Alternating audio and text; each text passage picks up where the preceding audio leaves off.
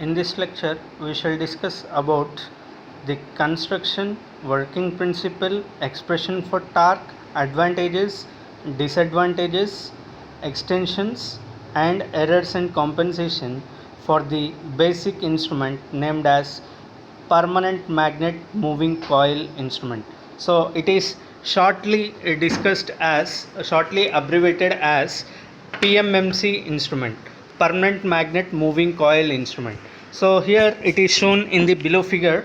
There a core is placed in between a magnet, and onto the top we have taken a spindle attached with springs, one on the top and other on the bottom. So everything I will discuss now. So see here, consider an aluminum frame or a core which is wounded with a copper coil and is placed in between a U-shaped permanent magnet. A spindle which consists of two spherical springs made up of phosphorus branch, one on the top and other on the bottom, as shown in the figure, is attached to the copper coil wounded to the aluminum frame.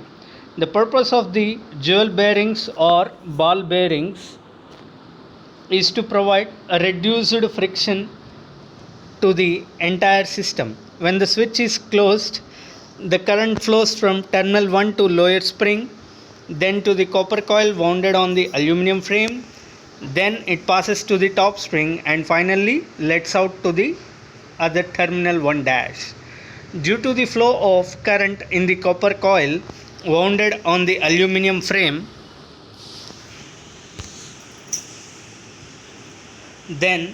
due to flow of current in the copper coil wounded on the aluminum frame, which is placed in between the permanent magnets or the magnetic field, the force is experienced by the coil, which is termed as a deflection force in the moving system. The expression for the force experienced by the moving system is given by the Lorentz force equation, which is F is equals to BIL sin theta, where B represents magnetic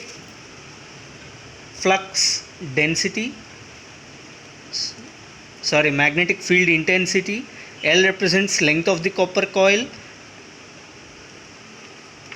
and theta represents the angle of deflection between the magnetic field intensity and the current carrying and the current flowing through it. Later on, the current is passed from the copper coil to the top spring such that the spring gets tightened up, resulting in the development of another force in opposite direction to that of deflecting force is called as or is termed as controlling force, which is same in quantity but opposite in direction. Thus the pointer stops producing the deflection and comes to one position where the output is proportional to the given input, that is, it produces the correct reading. But at the end stage, that is at the final stage of the pointer deflection, the number of oscillations made are very low, because here a powerful damping is employed, that is eddy current damping is employed with the help of permanent magnets in the system. Okay. Next, expression for torque is given as the force from the Lorentz force equation, F is equal to BIL sin theta, and it is already known that the torque is defined as the product of force and perpendicular distance. The turning and twisting moment of force is defined as torque, which is given mathematically as deflecting torque TD is equals to force BIL sin theta into perpendicular distance, which is assumed to be D. Okay. So BIL sin theta into D, where theta is the angle between magnetic field and current carrying coil. So from the above figure, it is clear that the angle between magnetic field and current flow is always 90 degrees, and hence sin theta is replaced with sin 90, which is equals to 1, so that BIL into D where L represents length and D represents perpendicular distance. Let us assume it as some diameter. So L into D given as area. So BIA is the torque, deflecting torque for a given PMMC instrument. But the copper coil wounded sorry, but the copper coil wounded is not of single ton. It consists of n number of tons. So finally the deflecting torque is given as TD is equals to BINA, where B represents magnetic flux intensity or magnetic field intensity, I represents the amount of current flowing through the copper coil, N represents the number of turns of your copper coil, A represents area of cross section.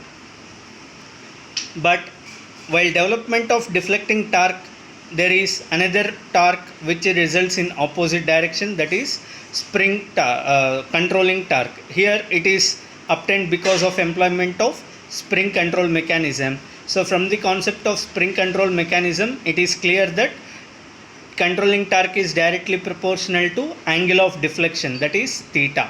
So TC is proportional to theta, which is replaced when a constant is given as TC is equals to K into theta. At equilibrium position, both the torques are equal, that is at final stage deflecting torque is equals to controlling torque. At that moment BINA is equals to K into theta. From that it is given as the angle of deflection is directly proportional to amount of current flowing through the instrument. Since B, N, A and K are constants, hence it is clear that as and when the amount of current flowing through the instrument increases, the angle of deflection also increases and vice versa.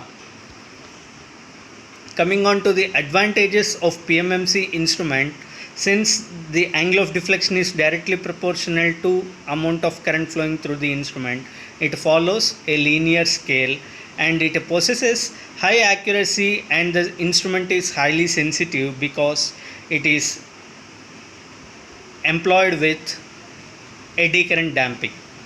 Coming on to the disadvantages, this PMMC instrument is limited to measure only DC supply but not AC supply. And also the another disadvantage is that the current flowing through the instrument is limited because current flow takes place through the springs such that the current is limited to low level only. That is, measurement of high currents is not possible. Next, coming on to the extension ranges of PMMC instrument, it can be extended as an ammeter, as a voltmeter, flux meter and ballistic galvanometer. By employing a low valued shunt resistance to the PMMC instrument, it can be extended as an ammeter, whereas by employing a high valued series resistance to the device, it is employed as a voltmeter. By employing the same control by eliminating the control springs, the same device can be used as flux meter, or by making controlling springs with a large moment of inertia, the same PMMC instrument can be worked as a ballistic galvanometer. So now we shall see, as per the requirement, we shall see the extension ranges for ammeter and voltmeter. So firstly, extension as an ammeter. So in that figure, the IM RM represents the meter internal current and meter internal resistance. So as I have said in the demonstration, only a small value of current may flow through the instrument. So that is only IM. But in order to measure higher values of currents, that is capital I, so it is first tried to flow, but the extra amount of current, that is I minus IM, which is taken as ISH, and it is made to flow through the a low valued resistance which is placed across the meter, so that the extra amount of current may flows through the shunt path. By flowing through it, it is known that theta is proportional to I, that is theta is proportional to IM. But by multiplying it and dividing it I by IM, we are going to get it as theta is proportional to I, where I by IM is taken as multiplication factor. So in parallel, the current remains, the voltage remains same. That is, for first path Im Rm is the voltage, whereas for the second path I minus Im into S is the voltage value. By equating those, we can get the value of multiplication factor as I by Im is equals to 1 plus Rm by Rsh, or else the shunt valued resistance is given as Rm by M minus 1, where Rm represents meter internal resistance, Rsh or S represents shunt resistance. Now the last extension as voltmeter. As I have said that for extending the PMMC instrument as a voltmeter, it is required to employ a high valued series resistance. So in general, meter internal resistance is Rm, and now by employing a series valued of high resistance Rsc, the total Rsc plus Rm gives you capital R, which is a total resistance.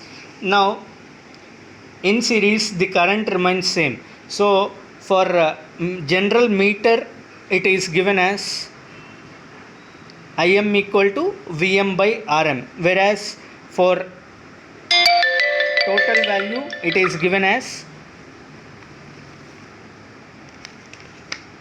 V minus Vm by Rsc. So by equating those and by solving, the multiplication factor is given as V by Vm is equals to 1 plus Rsc by Rm.